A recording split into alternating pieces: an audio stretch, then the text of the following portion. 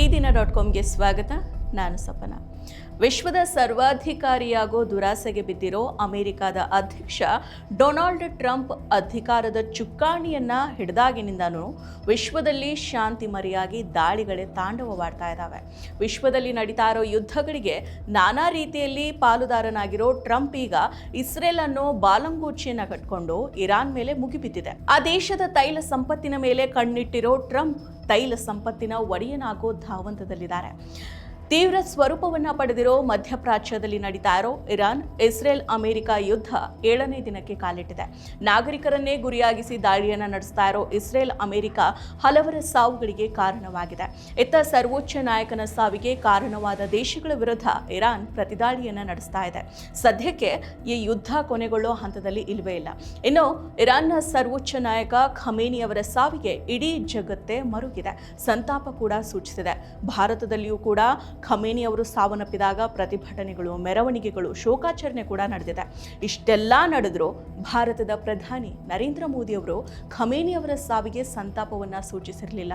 ಆದ್ರೀಗ ಕೊನೆಗೂ ಖಮೇನಿ ಅವರ ಸಾವಿನ 6 ದಿನಗಳ ನಂತರ ಭಾರತ ಖಮೇನಿ ಹತ್ಯೆಗೆ ಸಂತಾಪವನ್ನು ಸೂಚಿಸಿದೆ.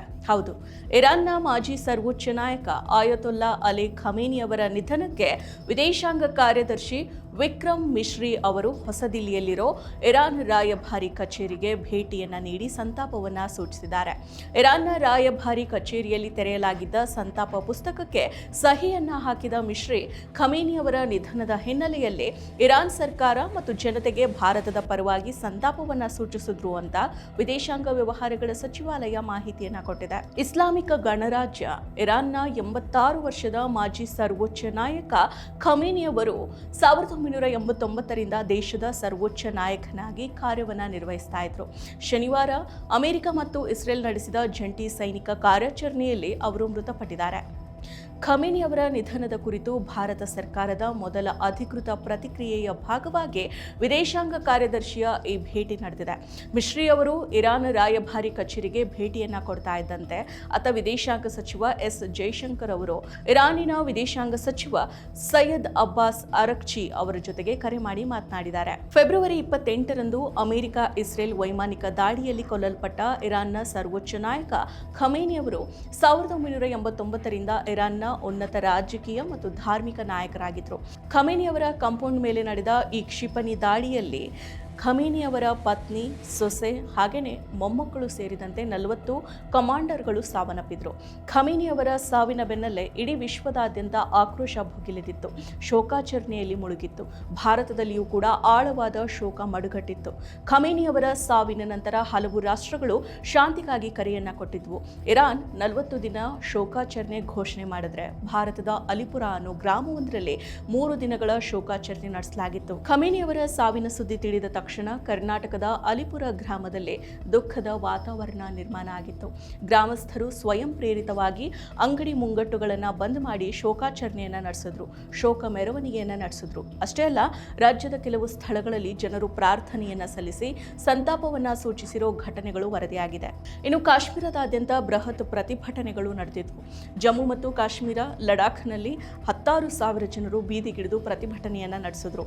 ಕಾಶ್ಮೀರ ಕಣಿವೆಯಿಂದ ಲಡಾಖ್, ಕಾರ್ಗಿಲ್ವರೆಗೆ ಜನರು ಬೀದಿಗಿಳಿದು ಹುತಾತ್ಮತೆಯ ಸಂಕೇತವಾಗಿ ಕಪ್ಪು ಮತ್ತು ಕೆಂಪು ಧ್ವಜಗಳನ್ನು ಹೊತ್ತು ನಡೆದಿದ್ರು. ಇನ್ನು ಶ್ರೀನಗರದಲ್ಲಿ ಐತಿಹಾಸಿಕ ಲಾಲ್ ಚೌಕ್ನಲ್ಲಿ ಅಧಿಕ ಜನರು ಸೇರಿಕೊಂಡು ಪ್ರತಿಭಟಿಸಿದ್ರು. ಇನ್ನು ಶ್ರೀನಗರದಾದ್ಯಂತ ಅಲ್ಲಲ್ಲಿ ಪ್ರತಿಭಟನೆಯನ್ನು ನಡೆಸಲಾಗಿತ್ತು. ಬೆಂಗಳೂರಿನಲ್ಲಿಯೂ ಕೂಡ ಪ್ರತಿಭಟನೆ ನಡೆದಿದೆ. ಜಾನ್ಸನ್ ಮಾರ್ಕೆಟ್ ಸಮೀಪದ ಮಸೀದಿಯಿಂದ ಆರಂಭವಾಗಿ ರಿಚ್ಮಂಡ್ ಟೌನ್ನಿಂದ ಹೊಸೂರು ರಸ್ತೆವರೆಗೆ ಮೆರವಣಿಗೆ ನಡೆದಿತ್ತು.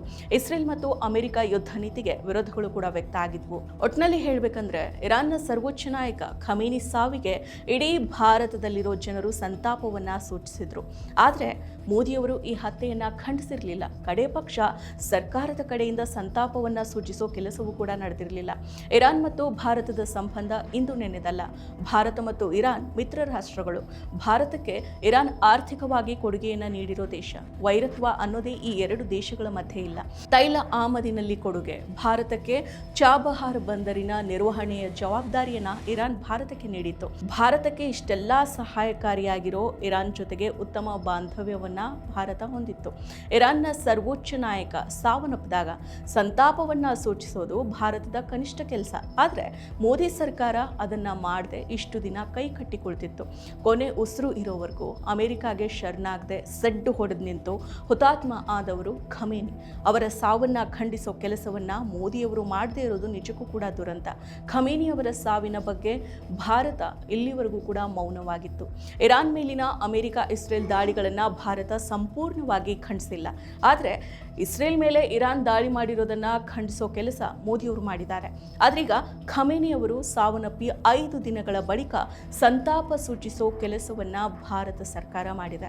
ಭಾರತ ಸರ್ಕಾರದ ಈ ನೀತಿಗೆ ವಿರೋಧ ಪಕ್ಷಗಳು ವ್ಯಾಪಕ ಟೀಕೆಯನ್ನು ವ್ಯಕ್ತಪಡಿಸಿದ್ವು. ಕಾಂಗ್ರೆಸ್ನ ಸೋನಿಯಾ ಗಾಂಧಿ ಸೇರಿದಂತೆ ಹಲವು ನಾಯಕರು ಇದು ತಟಸ್ಥ ನೀತಿಯಲ್ಲ, ಇದೊಂದು ಸೋಲೊಪ್ಪಿಕೊಳ್ಳುವಿಕೆ ಅಂತ ಹೇಳೋ ಮೂಲಕ ಆಕ್ರೋಶವನ್ನ ಹೊರಹಾಕಿದ್ರು.